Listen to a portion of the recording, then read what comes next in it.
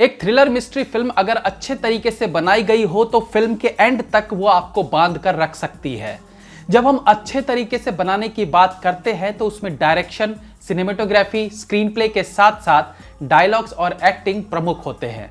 लेकिन अगर आप एक मिस्ट्री फिल्म की बात करते हैं तो उसमें सबसे इंपॉर्टेंट चीज जो होती है वो होती है फिल्म की कहानी। सबसे पहले कहानी ऐसी हो जो क्लाइमेक्स में जब सस्पेंस खुले लोग भौचक्के रह जाए। यूं तो हमारे बॉलीवुड में एक से एक बेहतरीन मिस्ट्री फिल्म्स बनी हैं, लेकिन जब फिल्म इत्तेफाक की बात होती है तो यह फिल्म बहुत सी मिस्ट्री फिल्मों से ऊपर आंकी जाती है। हालांकि ये कहानी भी एक हॉलीवुड फिल्म से इंस्पायर्ड है, लेकिन फिर भी बॉलीवुड में इस फिल्म को जिस प्रकार से एग्जीक्यूट किया गया है वो काबिले तारीफ है। तो आज के इस एपिसोड में हम इस फिल्म के बारे में बात करेंगे और जानेंगे कैसे एक फिल्म के रुक जाने की वजह से जो बीच में थोड़ा टाइम मिला उसमें इस फिल्म को लिखा गया, शूट किया गया, एडिट के साथ साथ 3 महीने के अंदर रिलीज भी कर दी गई। वेलकम टू पलट तेरा ध्यान किधर है।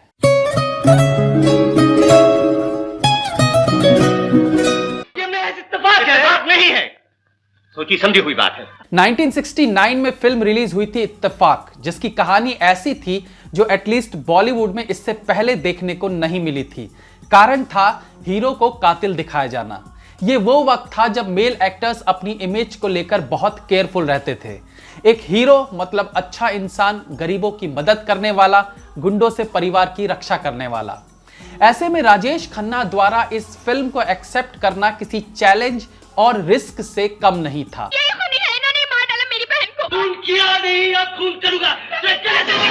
आज हम आयुष्मान खुराना की अंधाधुन जैसी फिल्मों को देखकर उनकी खूब तारीफ करते हैं। ये आज के टाइम में बॉलीवुड में एक्टर्स के लिए मायने नहीं रखता कि वो नेगेटिव रोल कर रहा है या पॉजिटिव रोल, बस रोल दमदार होना चाहिए।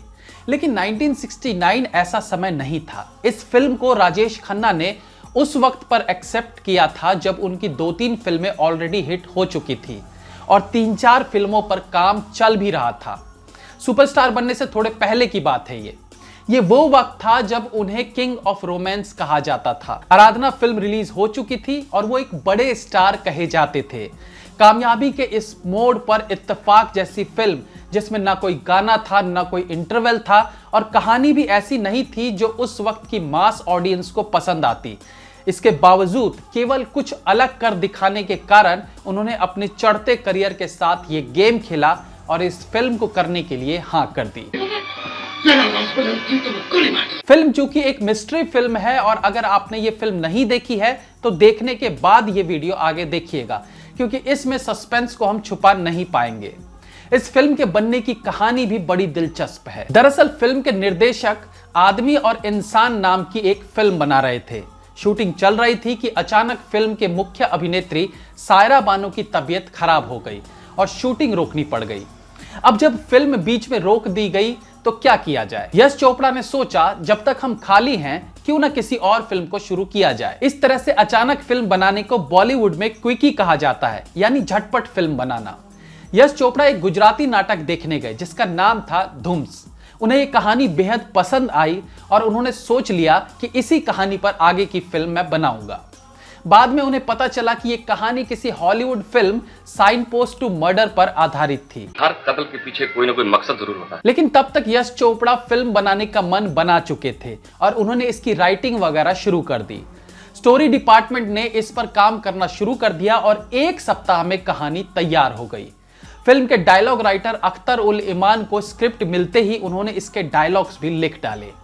यश चोपड़ा ने बिना देरी किए फिल्म की शूटिंग शुरू कर दी और फिल्म 28 दिन में बनकर तैयार भी हो गई।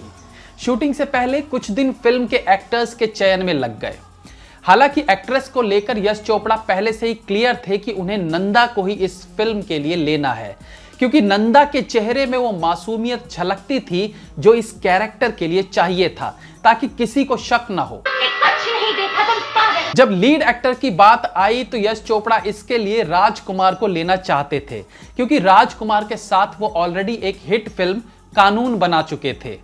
राजकुमार और यश चोपड़ा ने जो इससे पहले फिल्म कानून की थी उस फिल्म में भी गाने नहीं थे और अब इत्तेफाक फिल्म में भी गाने नहीं थे और तो और इस फिल्म में तो इंटरवल भी नहीं था। इन्हीं सब के कारण राजकुमार ने यह फिल्म करने से मना कर दिया। इसके बाद इस किरदार के लिए संजय खान से बात की गई। संजय खान को स्क्रिप्ट पसंद आई, लेकिन जितने पैसे की उन्होंने डिमांड की वो आउट ऑफ बजट था, इसलिए यह फिल्म उनके हाथ भी नहीं लगी। आज शाम पागलखाने से एक पागल भाग गया है। कहीं से यश चोपड़ा ने इंडस्ट्री में एक नए एक्टर के बारे में सुना जिसका नाम था शत्रुघ्न सिन्हा। हालांकि शत्रुघ्न सिन्हा ने इस फिल्म में इंस्पेक्टर दीवान के रोल के लिए ऑडिशन दिया था, लेकिन ऑडिशन देखकर यश चोपड़ा को लगा कि शत्रुघ्न सिन्हा इसके लीड रोल के लिए ज्यादा बेहतर रहेंगे। इससे पहले कि शत्रुघ्न सिन्हा से इस किरदार को लेकर बात आगे बढ़ती, स्क्रिप्ट घूमती घूमती राजेश खन्ना के पास जा पहुंची। राजेश खन्ना जो उस वक्त के उभरते सितारे थे और एक रोमांटिक हीरो के तौर पर उन्हें पहचाना जा रहा था, ऐसे में जब उन्हें एक साइको के किरदार वाली स्क्रिप्ट मिली तो इस रोल को उन्होंने करने का फैसला कर लिया। उन्होंने यश जी को इतना तक कहा कि वो पैसों की कोई बात नहीं करेंगे, जो फिल्म का बजट होगा उसी हिसाब से पैसे वो ले लेंगे। यश चोपड़ा के तो दोनों हाथों में लड्डू थे। राजेश खन्ना अगर ये फिल्म करेगा तो इससे अच्छी बात क्या हो सकती है।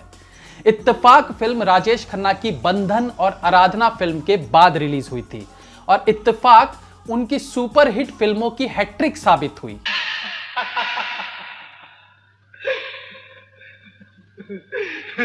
इसके बाद उनकी फिल्म दो रास्ते रिलीज हुई जो फिर एक बड़ी सुपरहिट फिल्म साबित हुई और इसके बाद उन्होंने लगातार दर्जनों हिट फिल्में दे डाली, जिसके बाद उन्हें सुपरस्टार की पदवी मिली।